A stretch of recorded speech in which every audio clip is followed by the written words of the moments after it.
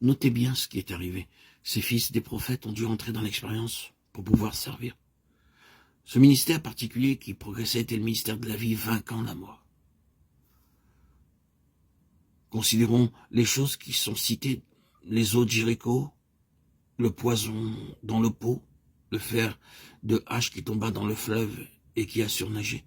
Tout fait allusion à la mort agissant dans diverses directions, de plusieurs manières, chacune d'elles ayant sa propre signification, et de la vie se manifestant triomphalement sur la mort lors de ces tentatives. Ces fils des prophètes ont eu l'expérience de tout cela. Ils ont appris en étant terriblement éprouvés. Et chaque fois, il y avait cette attitude. Maître, qu'est-ce que nous ferons?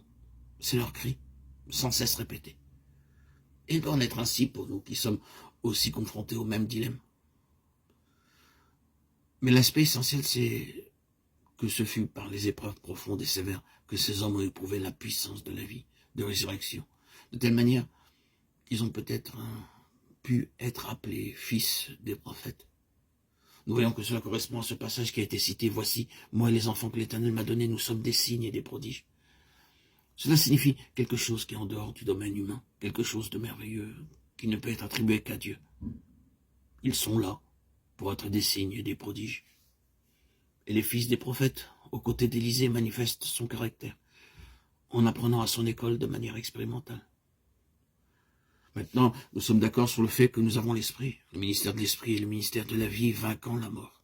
De toute manière et en toutes les circonstances, et notre éducation est en relation avec cela. Si nous devons entrer dans ce service, ce véritable ministère de vie parmi le peuple du Seigneur, nous devons parvenir à cette connaissance par l'expérience et par la puissance de sa résurrection.